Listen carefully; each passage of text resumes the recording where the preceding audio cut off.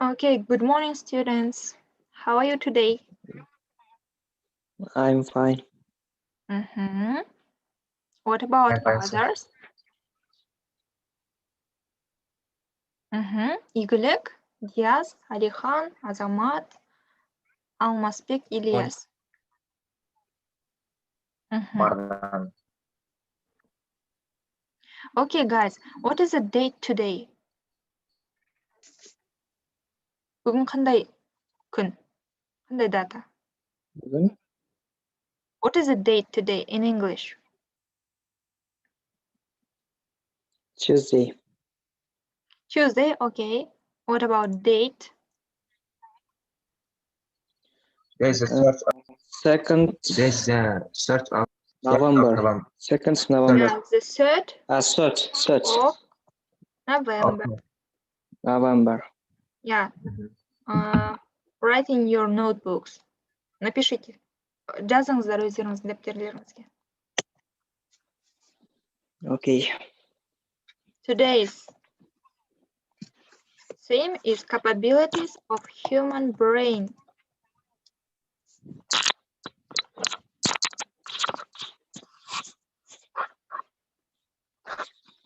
Capabilities of human brain. What is the brain, guys? Brain. me. Мы, yeah. Capabilities. Capabilities.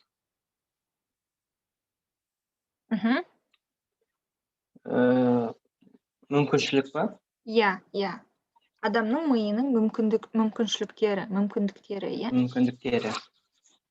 Okay. Is it done? Жаздыңыздар ма?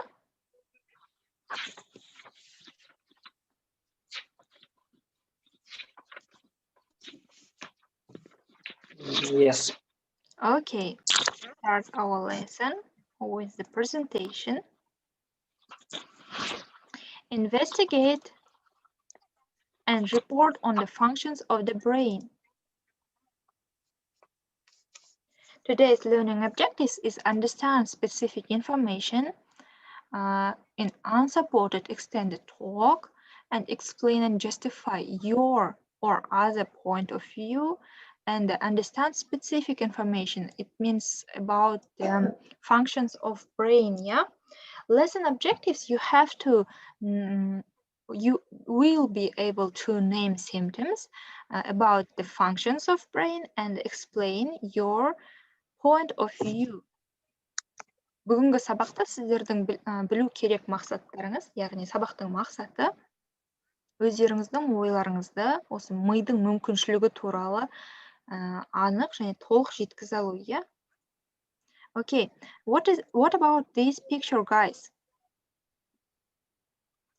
Мына суретте сіздер не көріп тұрсыздар?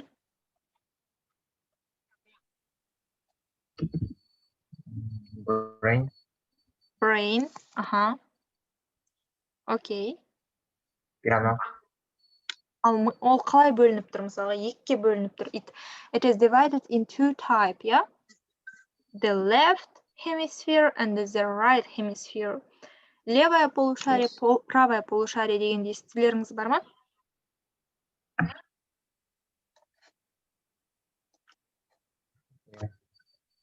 Yeah? Алихан.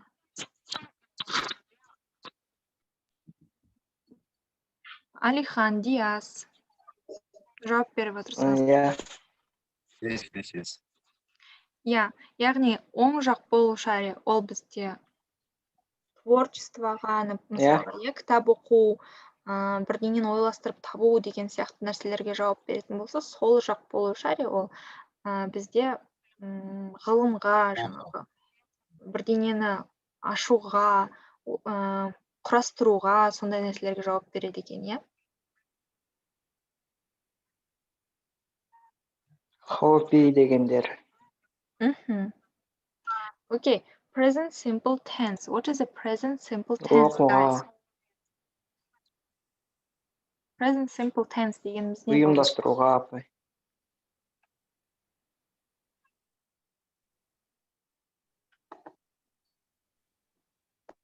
Yeah. What is a present simple? Present simple дегеніміз не? Сіздер мектеп уақытын Разберется? оқып келе жатырсыздар оны. Өткен шақ па абай? Present Өткен шақ simple па? ол осы шақ, иә? Present simple. Жай Жоқ, осы шақ. қазіргі шақ.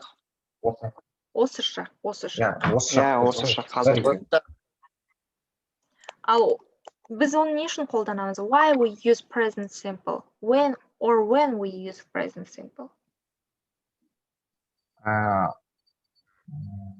Қазіргі кезде жасап жатқан нәрсені қарама қарсыда отырған адамға жеткізу үшін. Тағы да қандай? Сол қазір болып жатқан нәрсені бір сол формада жазамыз ба?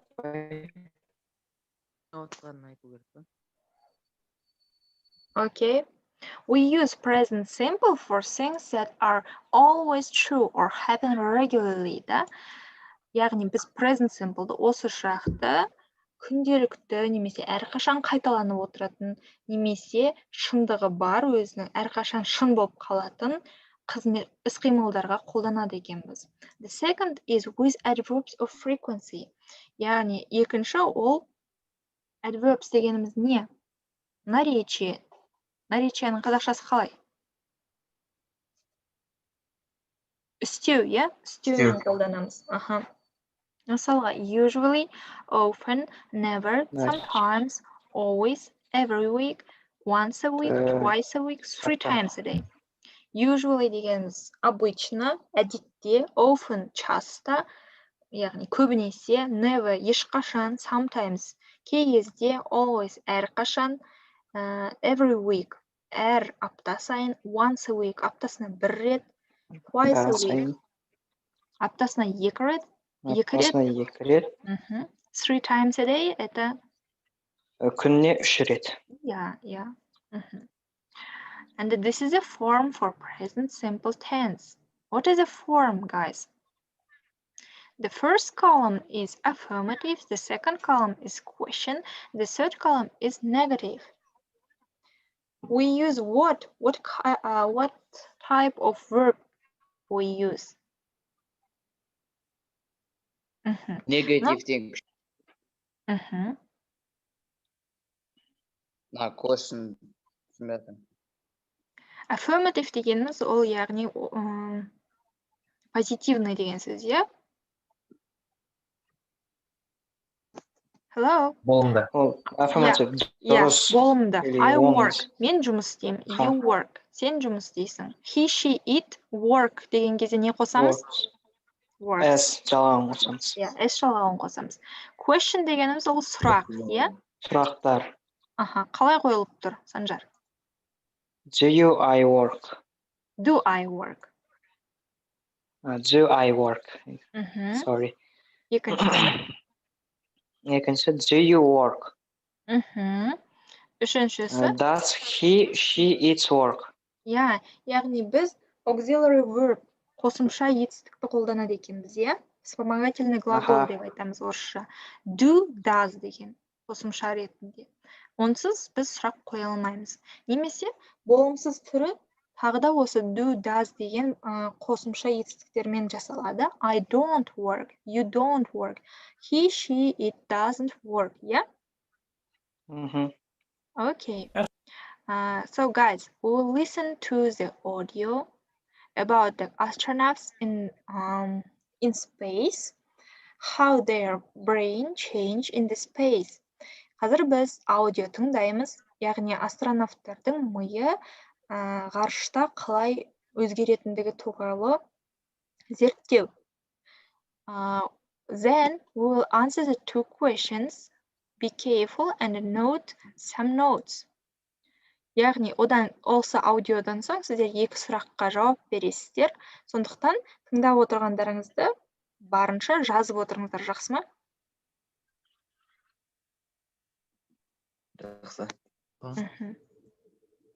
Astronauts' brains change shape during spaceflight. This is breakingnewsenglish.com. Researchers from the University of Michigan have found that astronauts' brains change shape during spaceflight. It is the first study to look into how the brain changes in space. researchers looked at high-tech MRI pictures of the brains of 26 astronauts who spent time in space. 12 of the astronauts spent 2 weeks on the space shuttle, and 14 spent 6 months on the International Space Station. All of them experienced increases and decreases in the size of different parts of the brain. The longer an astronaut spent in space, the bigger the size differences were. The research produced some interesting findings. One was that no gravity means fluids do not drop in the body, so there is a shift in the brain's position inside the skull. The brain becomes either more squashed or bigger. The findings could help doctors to treat problems that affect the brain's function. They could treat people with problems caused by a long-term bed rest. They could also help those who have a build-up of fluid in the brain, which can lead to brain damage. We will understand more about how neurons in the brain connect. The findings will also help future trips to Mars. Okay. Түсінікті болды ма? Мардан, бірінші сұрақты оқыңызшы. What have researchers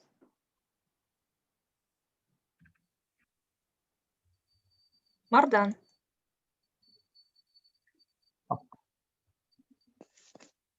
Апай.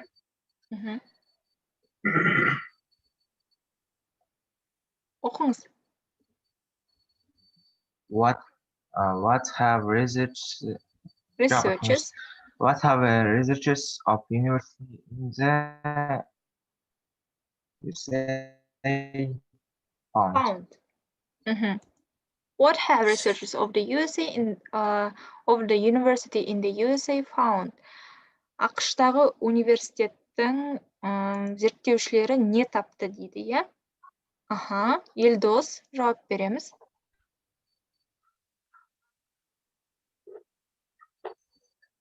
Елдос. Okay, he's not here. Диас, жауап беріңіз.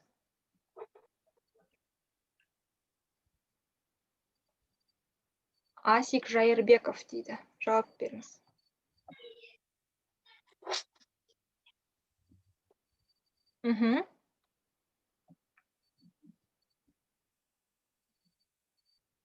Okay. Санжар, жауап беріңізші. What have researchers of the university in the USA found? Калапай. Алихан. Мардан. Так, Мардан оқыды. Ержан, Мағжан. Азамат Абілқасым. Жат ғаламшардың кеме тапты ма? Яғни сол ғарыштық кеңістікте адамның миы қалай өзгеретіндігі туралы зерттеу жасады олар, иә? Сол туралы қызықты фактілер тапты. The second question. Игілік мирас. The second question. Could you read, please, and answer them? Оқып жауап беріңіз.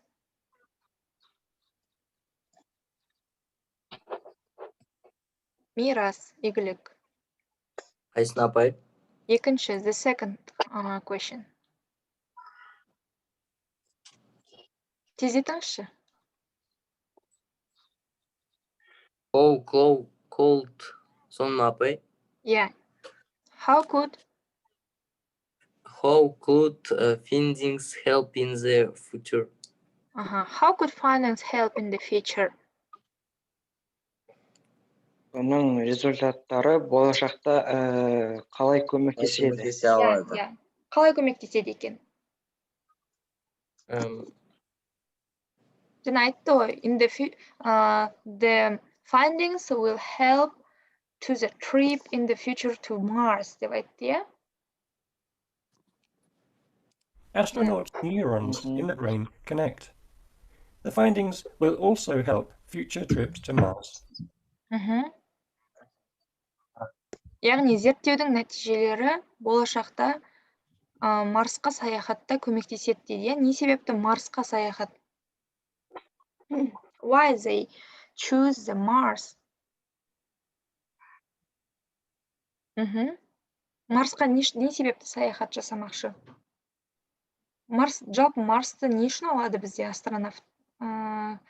Ғарышкерлер. Жаңа планетаны зерттеу үшін. Ең жақын планета болған үшін шығар. Басқа жаққа бара алмайды. Тағы да қандай варианттарымыз бар? Because the Mars has an Earth, yeah? Жер бар екен, топырақ бар екен Марста, бірақ және де су бар екен. Себебі Марста өмір деп есептейді ма? Марста себебі жер және су бар екен, бірақ өте тығыздығы өте жоғары болғандықтан ауа жоқ. Адам ол жерде демала алмайды скафандрсыз. Okay, listen and choose if the statements are true or false. The research is from a university in France. Is it true or false? Зерттеушілер Франциядан болды ма, қай жақтан болды бізде? USA, Америка. Америкадан. Яғни это false. This is a second study into how space flight changed the brain. Бұл адамның миы ғарышта, ғарыш әлемінде өзгеретіні туралы екінші зерттеу дейді.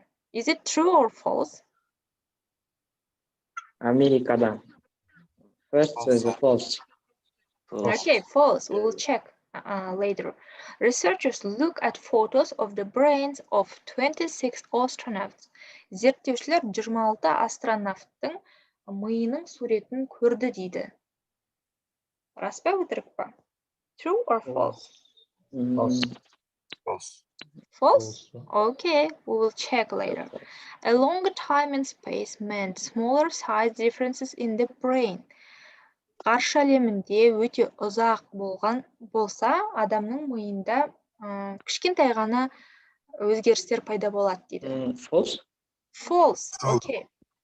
A lack of gravity was one reason for the changes in brain shape and size. Okay. This study could help people who have to stay in bed for a long time. Бұл зерттеу төсекте ұзақ жатып ұйықтайтын адамдарға көмектеседі дейді. Is it true or false? Yes. True, yeah? Yes. Okay. This research will not increase understanding about neuron behavior. This research will not increase. Бұл зерттеу нейронные связи, нейрондық байланыс жайлы түсініктерді дамытпайды дейді. Рас па, өтірік па?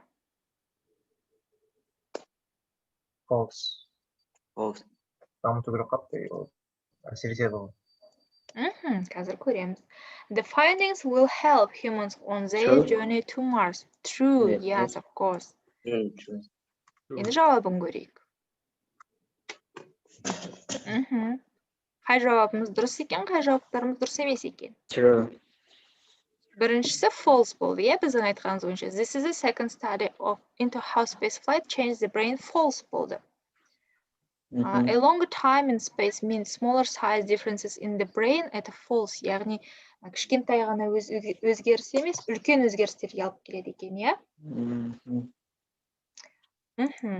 Okay. We will watch the video now about the functions of brain. Сіздер мидың функциясы туралы кішкентай ғана видео көресіздер. Жазып отырыңыздар.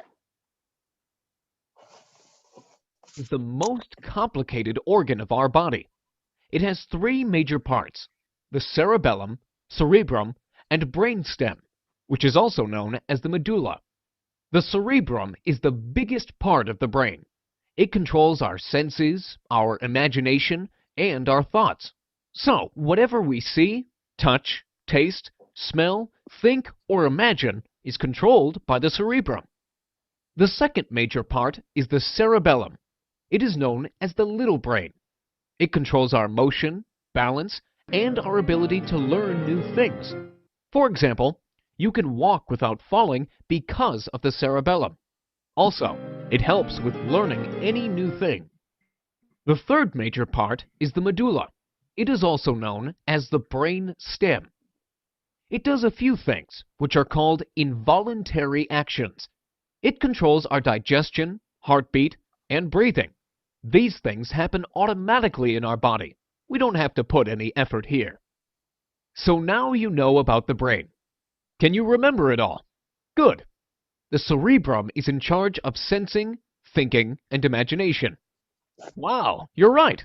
The cerebellum is also responsible for muscle movement and control, and it also helps us in learning. Great. You're right about the medulla also. It is running our body from the inside. Okay. What do you understand, guys? Не түсіндіңіздер? Ми қандай үш бөлікке бөлінеді екен? Cerebellum, cerebrum, and medulla. Миының бөлшектері қандай жұмыс атқарады? Қандай жұмыс атқарады Ми, екен? мышық, медула және мидың өзіне. Cerebellum дегеніміз не екен? Міне, мінекей. Мышық. Ол жұмыс. Мышық, Яғни cerebellum. мына жағымызда біздің тұрады жұлын, иә? Жұлын жақ екен, иә? Ол не нәрсеге жауап береді екен? Cerebellum. What is the function for cerebellum? Эмоцияға ма апай? Иә, сосын тағы не екен? Адамның физический нагрузкаларына ма? Иә, физикалық нагрузкасына және художественный нелерге ма андай? яғни бірдеңені, яғни біздің жүріп өзімізді миымызбен управлять еткеніміз осы cerebellumның арқасында екен, иә? Біздің жүретініміз, бірдеңені жақсы үйренетініміз деген сияқты, иә? Medulla дегеніміз не екен? Бұл мидың негізгі бөлігі екен. Нерв талшықтары ма біздің организмдегі? Иә, апай. Не ма екен дейсіз? Нерв талшықтары ма? Жоқ, нерв талшықтары емес. Бұл омыртқамен бірге жалғасатын мидың, омыртқаның миға жалғасатын тұсы екен, иә? Негізгі бөлігі екен мидың. Ол не нәрселерге жауап береді? Реакцияға ма? Жауап беретіні оның адамның организміне, яғни дыхательный путь, ауамен демалуыңыз, ішек құрылыстың жұмыс істеуі, мысалға, иә, мында? Ішек құрылыстың, бүйректің, жаңағы өт жолдарының жұмыс істеуіне жауап береді екен. Ал cerebellum дегенше ең басында көрсетеді. Мидың негізгі бөлігі. Не нәрсеге жауап береді екен? Міне. Көру, есту. Көру, сезу, дәм сезу. What is the second picture? Екінші сурет не туралы? Сурет? Иә, мына. Адамның қиялына ма? Иә, imagination деп айтамыз, иә? Фантазия. No, whatever we see, touch, taste, whatever we see, touch, taste, smell,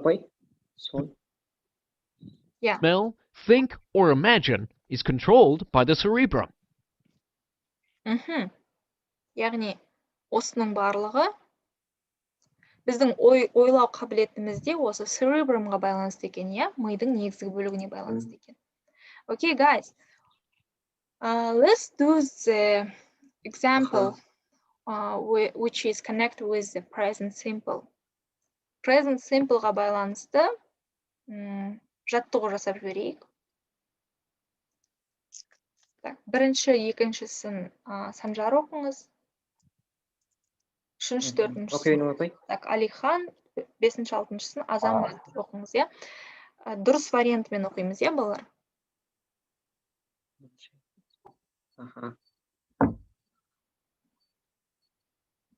Yeah, let's start. Jake is taking vitamins every day. Okay, why you choose is taking? Не себепті is taking таңдадыңыз? Taking ол қимылды білдіргеннен кейін қабылдау. Taking ing жауға қосылып тұр, ing. Жоқ, мына жерде takes болады екен, иә? Себебі present simple ол takes. Ing жалғауы ол present continuous болады, яғни ержаннан боямаңыз. Яғни Jane takes vitamins every day. Ол күнделікті өзінің витаминдерін қабылдайды екен. The second. Present continuous. The second. Санжар. Do you watch football match tomorrow night? Санжар. Витамин алады, қабылдайды. Мағаура тұрған секілді. Claire buys lots of takeaways. But The second. I am preferring ба? Апай менде сетістамай жатыр. But prefer. Жақсы. But I Азамат. prefer. Қайсысын апай? Екіншісі. Екіншісі. Апай өзім оқи емес тады газ. Second.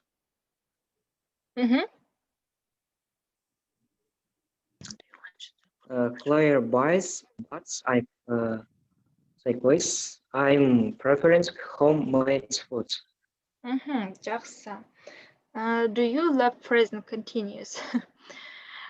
Бұл тағы да present continuous болып кетеді екен, иә? Бірақ біз present simple қолдануымыз керек, сондықтан but I prefer болады. Себебі қараңыз, Claire buys a lot of takeaways.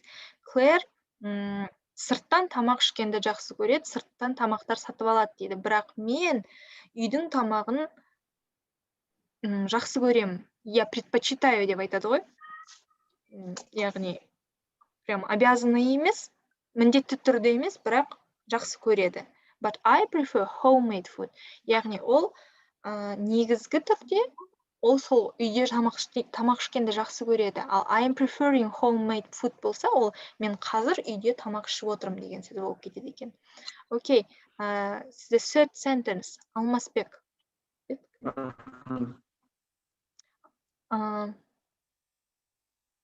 Азамат Әбілқасым. Ұшпа.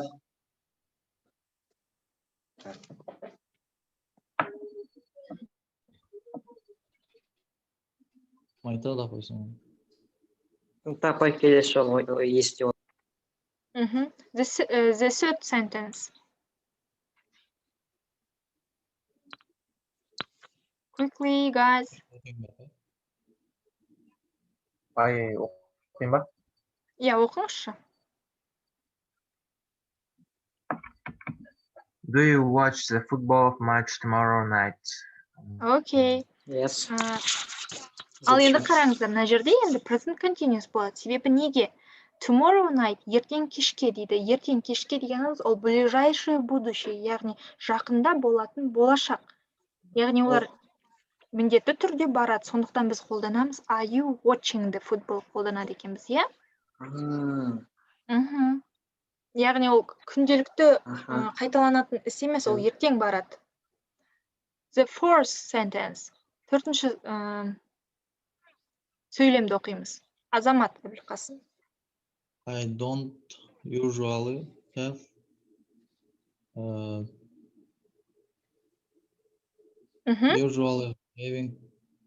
I'm not usually having dessert, but I'll have on tonight. Okay, I don't usually have dessert, but I'll have one tonight. Сіз екеуің біреуін таңдауыңыз керек болатын. Міне, I don't usually have. Яғни, мен негізі десерт жемеймін, бірақ бүгінге біреу болады деген сөз, иә? Біз қайталанбайды күнделікті. The fifth sentence. Я? Мардан оқыңызшы. Алихан. Tomorrow деген болашақта білдіреді ғой, болашақта. Ертең деген сөз. Tomorrow деген ертең деген сөз. Бесінші мынау апай. Я. Helen doesn't work tomorrow, so we are waiting for lunch. Meeting for a lunch, я? Қайсын қолданады екенбіз? Work болады ма апай? Doesn't work болады, иә мұнда? Мінекей. Соны айттым апай. Себебі, қараңыздар, негізі, сонда Елена ол ертең жұмыс істемейді екен. Ертең болатын күні, яғни ол мүмкін суббота болар, немесе четверг болар, ол жұмыс істемейді. Сондықтан біз ертең ланчқа кездесеміз дейді, иә? Okay, the sixth sentence. Алтыншы сөйлемді оқимыз. Қазір.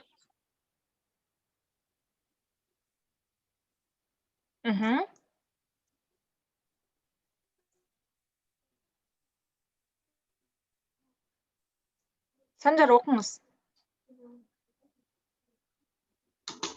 Апай, мен оқиын. Оқыңыз. Алтыншы сөйлем.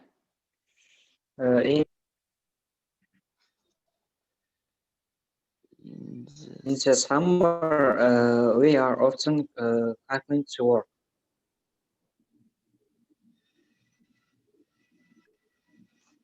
Не себепті we are often болып кетті екен? Where? Аппетитшені сабас кетті. Қараңыздар, жазда негізі. we often cycle болады, иә, сонда? Сонда, in the summer, we often cycle to work. Жазда біз көбінесе жұмысқа велосипед теуіп барамыз дейді, иә? Жиі. Яғни іс қайталанып тұр. Жақсы, түсінікті болды ма? Okay, guys. This is all for our lesson today. The most interesting things that you learned today for you. What is? Сіздерге бүгінгі сабақта не қызық болды?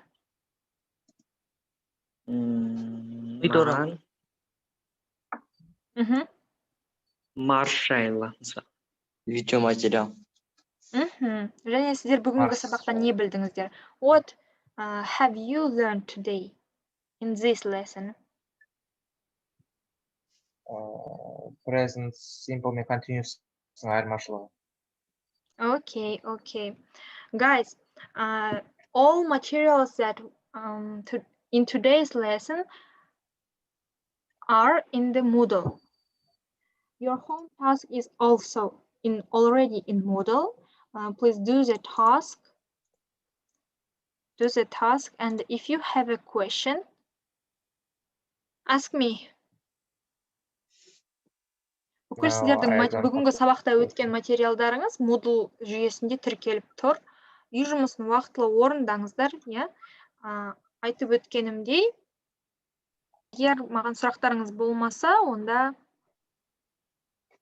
сұрақтарыңыз бар ма? Do you have a question? Okay. Thank you very much for today's lesson. Have a nice day. Күндеріңіз сәтті өтсін. Рахмет. Goodbye, teacher. Goodbye.